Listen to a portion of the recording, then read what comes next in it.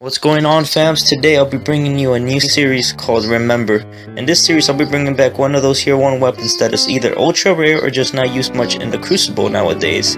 So in this series I'll just be giving you my review on the weapon and how it feels. I'll be testing it out for a few days and how it feels, just trying how good I can do with it, I guess, at best. So anyways, the weapon that I'll be reviewing today is the New Monarchy Year 1 sniper, the Prudence 2. So the Prudence 2 was available throughout the whole Year 1, I believe. I got mine's Vanilla Destiny Year 1. So it was in Vanilla, it was before House of Wolves. I got mine's with this specific role. I got a few more, probably like 2 or 3 more, but I think I ended up deleting them thanks to horrible scopes. And Year 1 I was really all ambush, man. No really short gaze or anything. So anyways, to show you the stats, I'll put them on screen right now. There they are. As you can tell, it's one of the higher rate of fire weapons with lower impact sniper rifles. And so, it's not very popular probably because of that reason. High impact snipers will the Crucible, especially in 3v3, but I'll get into that more later. So, definitely, people don't like it, but I definitely adore this weapon, especially in 6v6. It's like the only place I really use it to begin with. I use it in 3v3 at times, but honestly, I don't think it can still rest snipe. I have not tried it since the update, to be honest with you. I used to use it before the update and make sure that they don't get the rest snipe. But for the most part, I definitely did not use this weapon in 3v3 since the update. Definitely. So the low impact snipers, I know that Sir D has the final boss, which is also the same archetype, and I do have a sniper that actually is as old and rare as his, so I'm definitely going to be trying to do that video later on in the review in a later date, probably soon though. So anyhow, this is probably my second favorite sniper. My first one would have to be the Cut Cutter. Yes, the white sniper. I just love that weapon. But basically, this weapon has a lot of nostalgic feeling and he's brought me a lot of pride in PvP.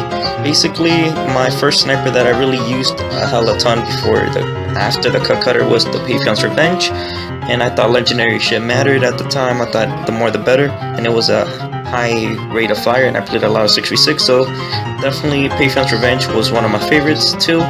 But then I met this beauty, and I started using it quite often. But honestly, I started using it more once it became super rare in Year 2, and then not many people actually had it, and so on. I ended up using it more in Year 2. I've been using it quite often, as you can tell, in Year 2. Anyhow, let's get on to the actual review of the weapon. It's a really great weapon. 6v6, it's a great weapon. It has everything you would want in a 6v6 sniper. And to be completely honest, I absolutely adore it 6v6. In 3v3, it faces problems that other low impact snipers would have in 3v3. But for the most part, it's one of the better low rate of fire ones, and definitely my favorites. And so I'll be showing you my role, because that's very important to understand why I like this weapon so much.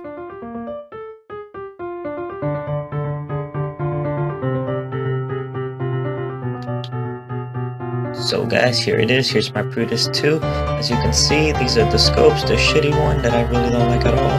My ambush, my main one that I use almost all the time. Short gaze, which ups now it doesn't upgrade any aim assist. I never used it to begin with. Ambush has always been my favorite because of the stability. As you can see, it buffs it up.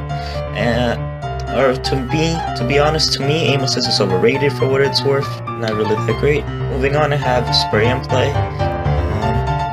And then in my mid column, I have Field Scout, high caliber rounds, and skip rounds.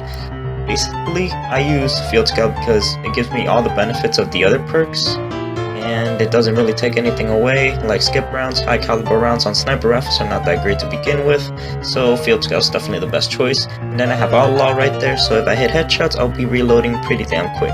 So that's the great thing about the sniper. As long as I'm hitting headshots or just spraying the weapon even, I can definitely, just shooting shots quick, I can definitely be reloading this weapon really quick, which is one of the greatest perks. I think it's one of the best things on snipers, being able to reload more than aim assist. But hey, that's just my opinion. Some people over-consider aim assist. Like I was saying, aim assist helps on 90. I think aim assist really comes into play once you have above 90 aim assist, which is like the Whirlwind's March. But besides that, I don't think aim assist plays a huge role into snipers as much as people think. I prefer reloading because it gets you ready for the next gunfight pretty quick, but that's my take on it. You guys have your preference, maybe for a particular reason, but reloading is just important to me, so this turned out to be the perfect role. Maybe too much reloading abilities, because I mean, there's not a moment in time when I'm not reloading quick for the most part, but if there is, then dang, I feel slow. Like if I don't get one of those perks off, I feel like, wow, this sniper reloads slow, even though that its base reload speed is actually quite high. So that's my ideal way of using the weapon. If I had to rate the weapon in 6v6, it's definitely a crispy 5 out of 5, just simply because if you miss the headshot for whatever occurrence, you can definitely just hit another body shot, and even though there's a lot of cover in 6v6 and people can usually get under it, there's so many people and so much chaos that it's really hard for them to get to cover. Even after the nerf to snipers and their stability, it's still very stable, so that's good. So definitely in 6v6, I give it a perfect score, 5 out of 5, but in 3v3, that's a different story. The best score I can give it is 3 out of 5, but my actual score will be 2.5 out of 5 because the significance of killing one person is highly raised in 3v3 game modes or sweats, mainly in sweats.